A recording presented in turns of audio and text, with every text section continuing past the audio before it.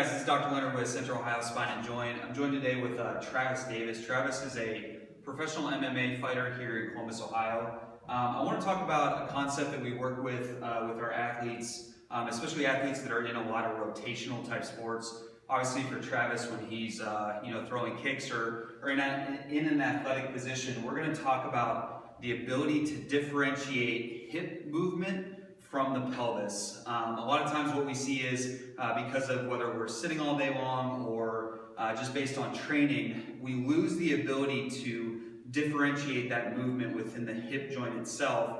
And what happens is that turns into a lot of groin injuries, can turn into knee injuries, and even back injuries. That hip is a big joint that's designed to move. If we lock it down, we usually have to compensate in other areas. So I'm going to show you two exercises that we've been working with Travis here and a lot of our other athletes that you can do at home to try to help work on gaining some better control in the hip itself. So the first one is, we just call it kind of an athletic stance. I'll have Travis get in an athletic stance here. We're really focusing on good position of the foot and the knee. When we talk about the foot, what happens a lot of times is we tend to bring our weight towards the front. We want to focus on loading the entire foot. So through the heel, through the big toe, and through the outside of the foot. This creates a really stable base for all the movements we're going to talk about. So in this position, essentially what we're going to do is we're going to do a little bit of a modified squat. So when Travis comes down, we're really focusing on good position of the knee. The reason we have the band is a lot of times we tend to want to dive in with the knee. This is just going to help cue him to activate this knee out a little bit, and it's going to automatically load his glute on this side. So what we're going to have him do is we're going to have him squat down. At the same time, he's going to rotate the pelvis over the femur.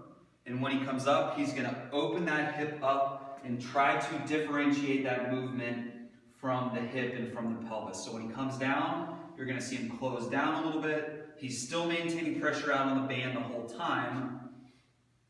Down and up.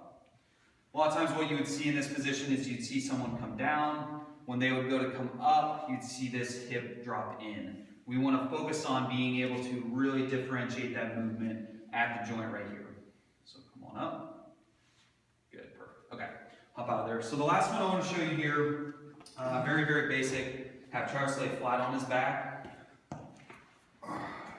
So we're going to have him come up into what we call a 90-90 position, essentially 90 degrees at the hip, 90 degrees at the knee. If you want to come on over here.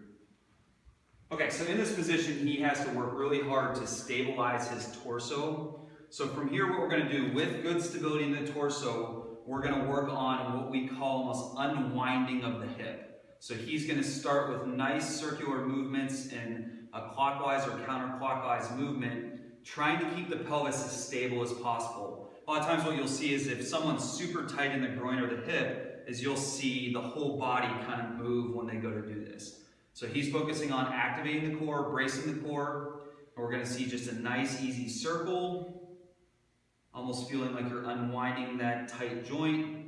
From there, we're going to go back the other way and really open that hip up. Okay?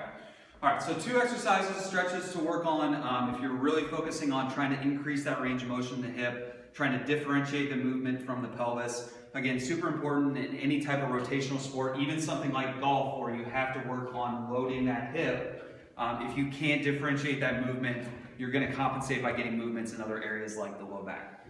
So if you have any questions, feel free to comment below. We'd love to hear from you guys.